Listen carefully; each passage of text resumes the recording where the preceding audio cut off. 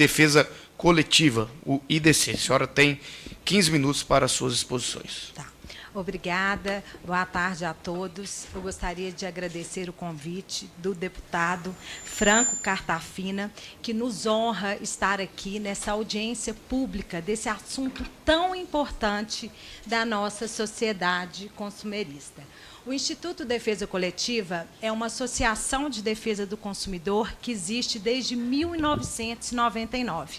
E nós temos como a nossa missão o combate do abuso em massa através das ações coletivas de consumo. Também temos como missão fomentar o aprimoramento da nossa legislação, justamente contra a repressão ao abuso do poder econômico. E também nós temos vários projetos de educação financeira, porque nós trabalhamos no tripé da sustentabilidade. E o superendividamento é um assunto que nos preocupa muito, né? Hoje, de acordo com fontes do SPC Brasil, 60 milhões dos nossos brasileiros encontram-se endividados e 30% superendividados. O superendividamento é um fenômeno social que está ocorrendo no nosso país, decorrente da irresponsabilidade da concessão do crédito, da falta de competitividade, porque nós vivemos, né, nós temos oligopólios que cobram os maiores spreads bancários do mundo, né, e traz também medidas de crédito irresponsável que vem trazendo grandes prejuízos para a nossa população. E o prejuízo do superendividamento é para o consumidor, é para a empresa, é para a nossa sociedade, é para a saúde, né? E também existem casos de violência, casos de suicídio. Então, é um tema que nós devemos estar atentos. E o Instituto de Defesa Coletiva, durante esses anos, nós participamos de várias ações coletivas e nos deparamos a uma classe específica, né? Os idosos está havendo um superendividamento da classe hipervulnerável. Então, a gente vai direcionar aqui essa apresentação aos idosos, né? Cada dia aumenta a perspectiva, né, da população idosa do nosso país. E os idosos, de acordo com a fonte do Banco Central, é a segunda modalidade que mais deve o crédito consignado. O valor da dívida por cada idoso é de R$ 4.129, que corresponde a 2,3 vezes a renda média do que eles recebem. 30% dos nossos aposentados ganham até 2 salários mínimos e estão endividados. 85% desses benefícios são de até 2 salários mínimos.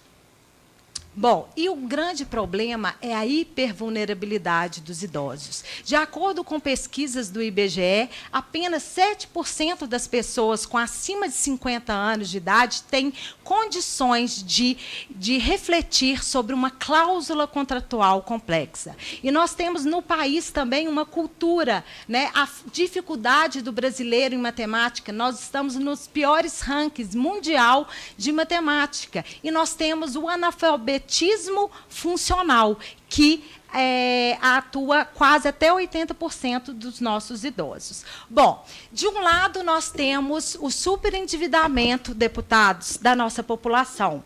E, de outro lado, a lucratividade dos bancos. Nós estamos num país que primamos pela liberdade econômica, mas essa liberdade ela tem que vir com responsabilidade. Durante esses anos de crise, nós tivemos os maiores lucros das instituições financeiras do nosso país.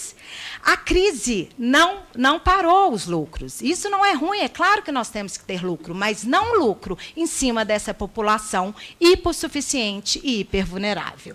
E o que nós temos trazido no dia a dia são casos muito sérios: assédio ao consumidor idoso, o vazamento de dados dos idosos. O INSS, um aposentado, antes dele receber o seu benefício, ele recebe 10 ligações por dia, já oferecendo o crédito consignado, né? Então, nós temos violações de preceitos básicos e, principalmente, ao princípio da promoção da dignidade humana, que não vem sendo respeitado em nosso país. Bom, e por que é importante, senhores deputados, a aprovação do PL do superendividamento? Esse projeto, ele traz princípios do crédito responsável, da educação financeira, ele trata a prevenção e tratamento do superendividado para trazer novamente esse consumidor ao mercado de consumo. E quem vai ganhar com isso somos nós, é a nossa economia, é o nosso país. Bom, o PL também, ele prevê, no seu artigo 6º, como um direito básico, além da educação financeira, o mínimo existencial. Hoje nós temos a lei do crédito consignado, que prevê 30% para empréstimo e mais 5% para cartão de crédito. Ou seja, esse percentual, né, ele foi feito com base em qual estudo atuarial? Algum economista apresentou se isso é factível numa população de baixa renda? Não. Estudos demonstram que o nosso trabalhador, o nosso consumidor, ele só pode comprometer até 5%. Aceitamos o 30%, mas não os 35%, porque os 5% a mais é para o cartão de crédito consignado, que os aposentados não sabem o que é o cartão de crédito, porque eu não sei se a Associação dos Cartões de Crédito tem conhecimento do cartão de crédito consignado, que as pessoas sequer recebem a fatura. Sabe por quê? Porque ele fica 72 meses pagando o mínimo com juros de 5,8%. Né? Esse PL, ele traz regras claras, regras que proíbem esse assédio ao consumidor, que inclusive isso já é vedado pela Instrução Normativa número 100 e pela nossa própria legislação.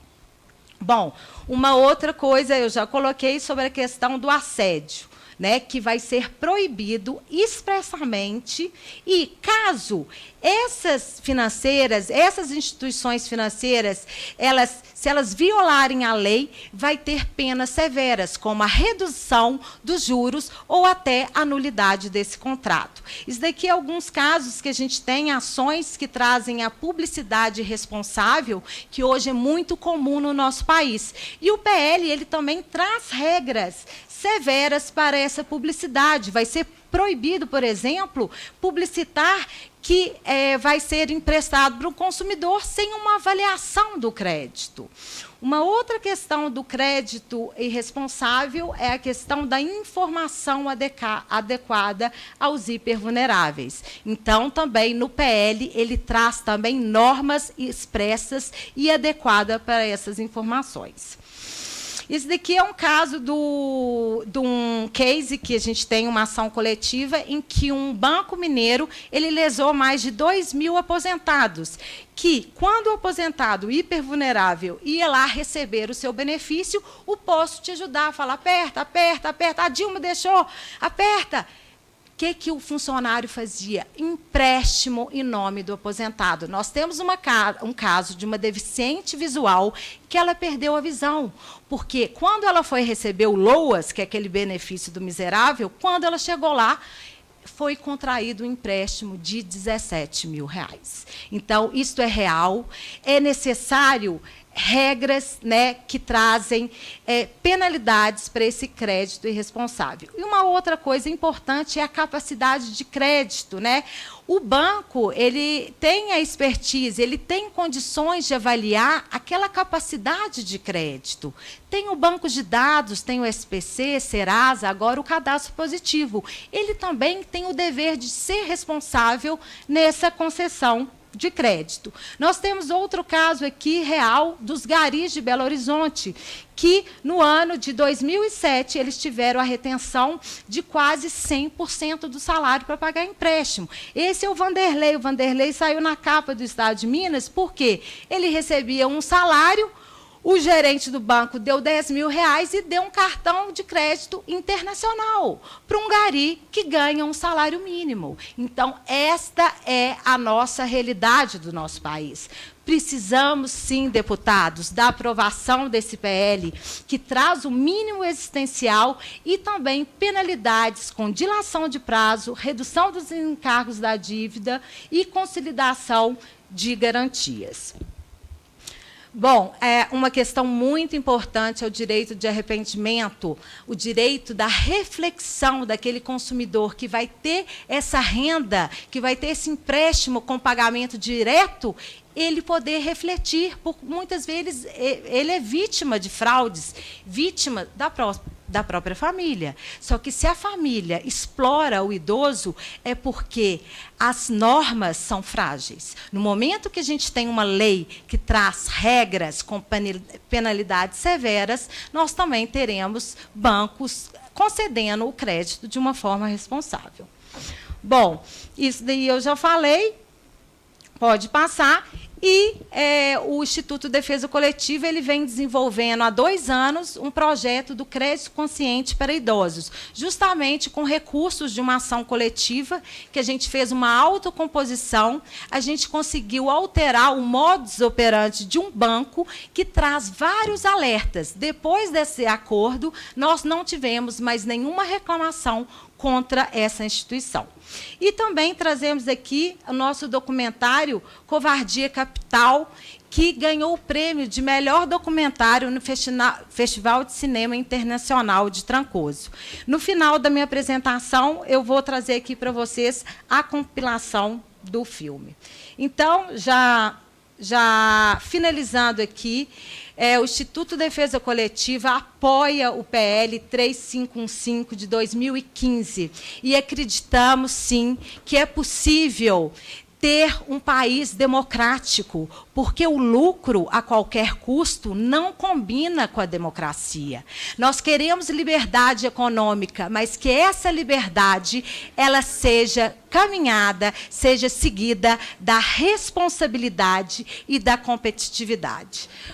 E, finalizado, ser livre não é apenas quebrar as próprias correntes, mas viver em uma maneira que respeite e aumente a liberdade dos outros. Muito obrigada. Muito bem. Tem um vídeo para passar? Okay. Esse vídeo é a compilação do nosso documentário. É apenas 5 minutos.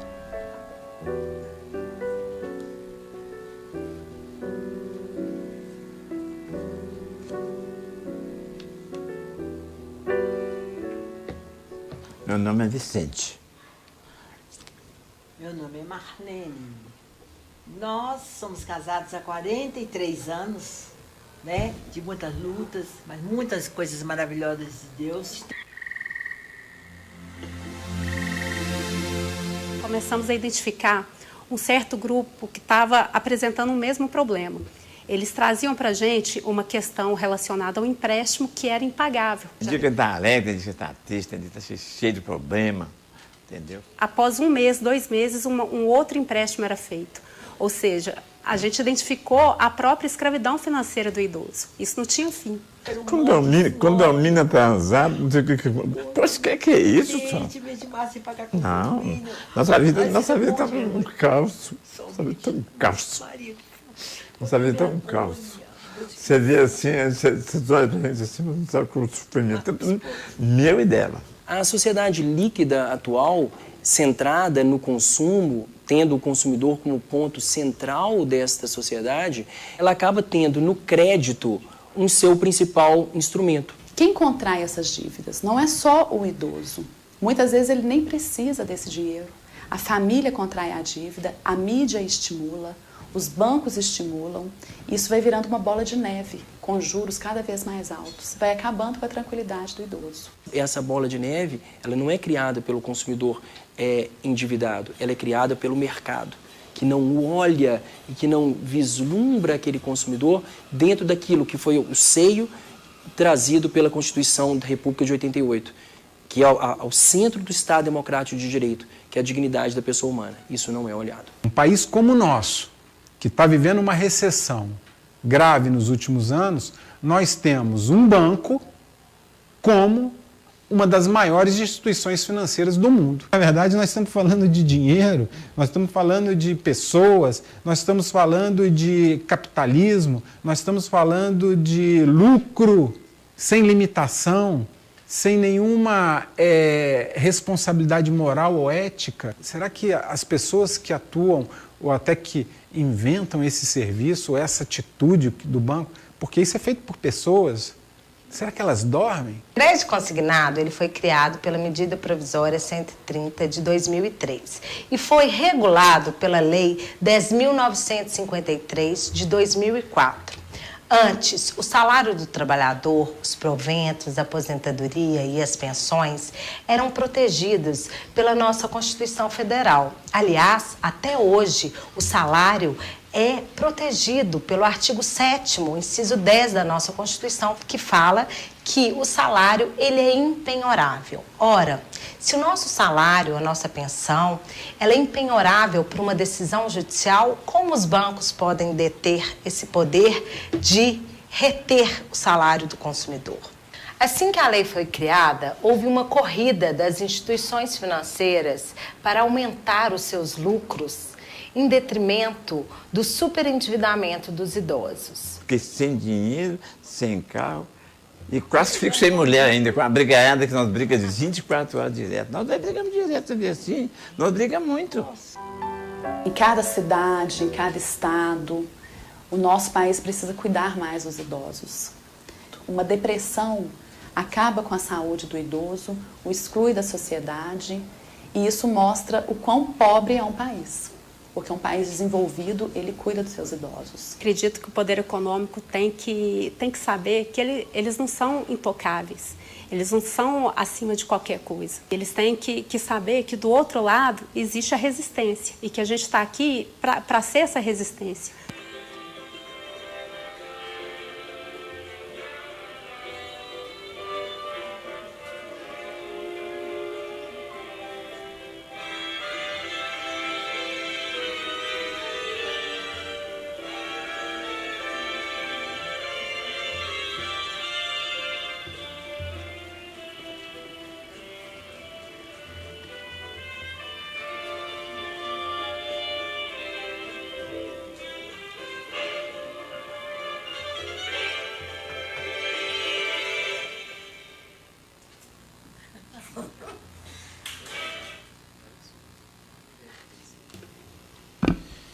Muito bem, quero agradecer a senhora Lilian Salgado, que é presidente do Instituto de Defesa Coletiva, o IDC.